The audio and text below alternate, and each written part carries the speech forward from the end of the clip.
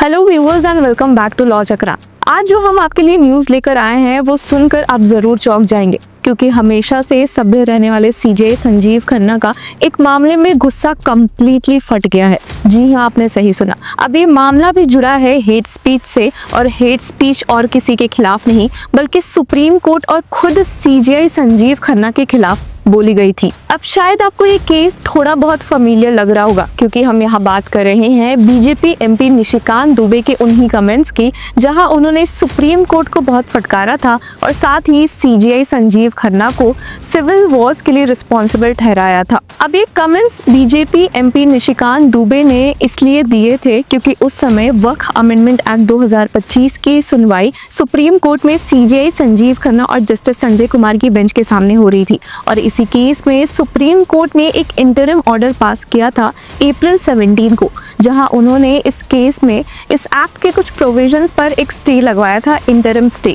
अब supreme court द्वारा इस एक्ट में इंटरवेंशन से बहुत ही लोग दुखी थे, बहुत ही लोगों में गुस्सा देखने को मिला था। हालांकि एक स्टेप आगे लेते हुए बीजेपी एमपी निशिकांत दुबे ने सुप्रीम कोर्ट को बहुत फटकारा था, उनके खिलाफ बहुत ही अपशब्द इस्तेमाल किए थे। उन्होंने सीजीआई संजीव खन्ना को इंडिया में हो रहे सारे सिविल वॉर्स के लिए रिस्पॉन्सिबल ठहराया था, और सुप्रीम कोर्ट पर यह इल्जाम लगाया था कि रिलीजियस वायलेंस जो भी होता है देश में, उन सब के खिलाफ सुप्रीम कोर्ट का ही हाथ है। अब इसी के खिलाफ एक पीआईएल लेके एडवोकेट विशाल तिवारी सीधे सुप्रीम कोर्ट पहुंच गए थे, ये मांग करते हुए कि क्रिमिनल कंटेम्प्ट का केस निशिकांत दुबे के खिलाफ स्टार्ट होना चाहिए और उनके खिलाफ एफआईआर तक फाइल होना चाहिए। अब आपको याद भी आ रहा होगा कि इस केस को, इस प्ली को तो सुप्रीम कोर्ट ने डिसमिस कर दिया।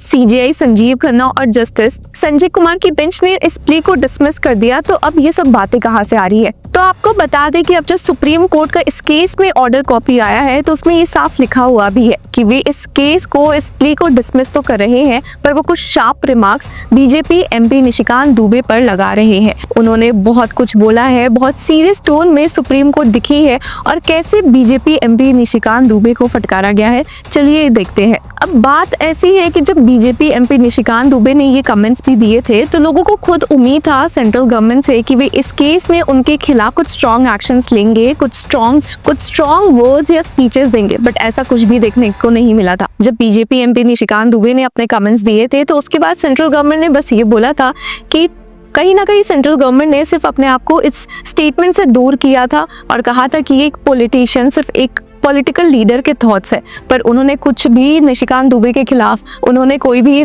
कदम नहीं उठाया था निशिकांत दुबे के इन कमेंट्स के खिलाफ। हालांकि यहाँ पर हम सुप्रीम कोर्ट का एक बहुत ही स्ट्रॉन्ग स्टैंड देख सकते हैं, और ये भी देख सकते हैं कि उन्होंने कैसे कमेंट्स दिए हैं। तो इनिशियली जो जजमेंट कॉपी है उसमें सुप्रीम कोर्ट ने क्लियरली कहा है कि यूजुअली वे इस प्ली को नहीं सुनते, डिसमिस कर देते, बट क्योंकि उन्होंने वक्फ अमेंडमेंट एक्ट 2025 का केस सुना है, तो और इस केस में उन्हें नोटिस भी इशू करना था, तभी उन्होंने इस केस को सुना। यहाँ पर उन्होंने कहा है कि normally this bench would not have heard this matter, but as we are not inclined to issue notice and the work matter was heard by the two of us, we would dispose of the writ petition with some observations and accordingly we have proceeded to consider the issue. अब यहाँ पर supreme court में सीजे संजीव खन्ना ने clearly कहा है कि कुछ judicial orders या डिसीजन ऐसे होते हैं जो किसी एक पार्टी को अग्रीव कर सकते, और sometimes a section of the public as well. अब ये भी बात है कि जो क्रिटिकल एनालिसिस और ऑब्जेक्टिव क्रिटिसिज्म होता है, वो कहीं ना कहीं आर्टिकल 19 सबसेक्शन 1A के क्लॉज में प्रोटेक्टेड होता है, जो right to freedom of speech and expression देता है। हालांकि क्रिमिनल कंटेम्प्ट इनिशिएट करने का पावर्स भी कोर्ट के पास होता है, और स्पेशली उन केसेस में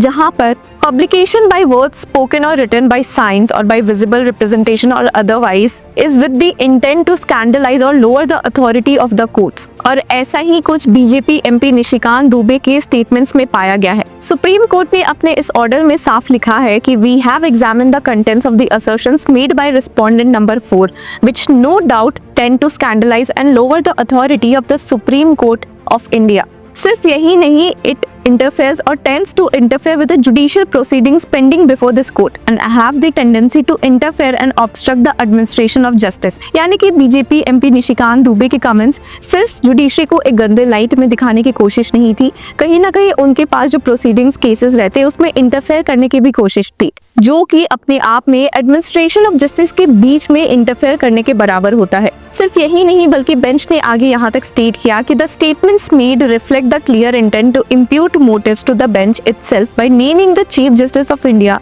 as responsible for all the civil wars happening in India. And in order to incite religious wars in this country, it is only and only the Supreme Court that is responsible. तो पहले तो supreme court ने ये clear किया कि there is no civil war in India, और जिसके बाद उन्होंने फटकारना शुरू किया। उन्होंने कहा कि in our opinion the comments were highly irresponsible and reflect a penchant to attract attention by casting aspersions on the supreme court of India and the जजेस ऑफ द सुप्रीम कोर्ट। कहीं ना कहीं ये कमेंट सिर्फ इसी motive से किए गए थे कि सुप्रीम कोर्ट की इमेज डाउन हो, उसके साथ उसके जजेस की भी, जिसके साथ ही उन्होंने कहा कि वे ऐसे कमेंट से डरते नहीं हैं और courts are not as fragile as flowers to wither and wilt under such ludicrous statements. उन्होंने ये भी कहा कि वो जानते हैं कि ऐसे कमेंट से लोगों में जुडिशरी का विश्वास कम नहीं होगा, पर ये साफ है कि इन कमेंट्स का यही मतलब था, यही मोटिव था।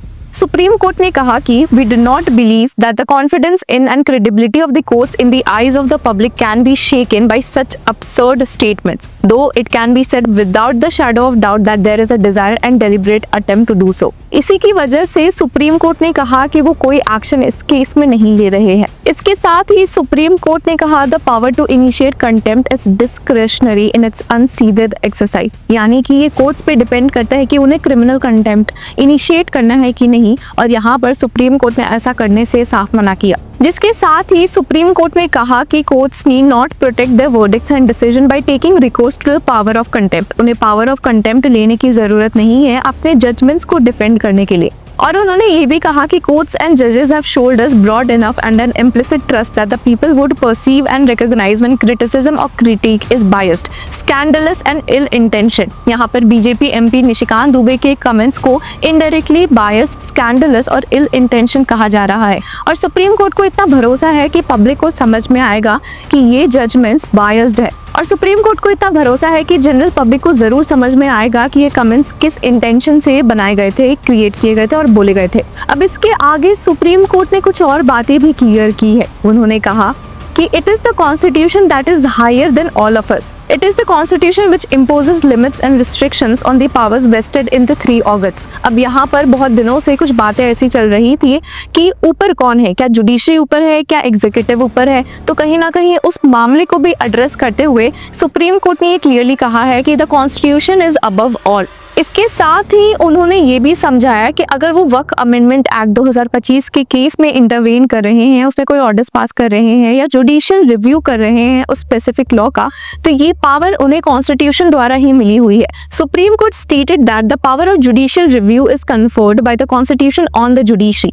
Statutes are subject to judicial review to test their constitutionality as well as for judicial interpretation. और अगर सुप्रीम कोर्ट ऐसे केसेस में इंटरफेयर कर रही है तो कॉन्स्टिट्यूशन के दायरे में रहकर काम कर रही है, उसके बाहर नहीं जा रही है, जुडिशियल ओवररीच नहीं कर रही। यहाँ पर सुप्रीम कोर्ट ने एक और बात बोली कि जुडिशियल डिसीजंस पॉलिटिक्स को ध्यान में रखकर बिल्कुल भी नहीं किया जाता है। उन्होंने कहा कि judicial decisions are made in accordance with legal principles and not in keeping with political, religious और कम्युनिटी कंसिडरेशंस।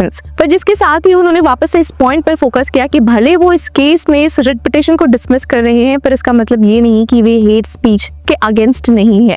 उन्होंने कहा कि hate speech can not be tolerated as it leads to loss of dignity and self worth of the targeted group members, contributes to disharmony amongst groups and erodes tolerance and open mindedness which is a must for a multicultural society committed to the idea of equality. ऐसा कुछ भी करना एक criminal offence है और उसे accordingly ही deal किया जाएगा। तो कहीं ना कहीं सुप्रीम कोर्ट ने ये भी कहा कि ऐसे कमेंट्स वे एंटरटेन नहीं कर सकते। ऐसे कमेंट्स हेट्रेड स्पीच के बराबर होते हैं, हेट स्पीच के बराबर होते हैं, इररिस्पॉन्सिबल होने के साथ साथ लोगों में गलत परसेप्शन और गलत मोटिव से क्रिएट किए जाते हैं।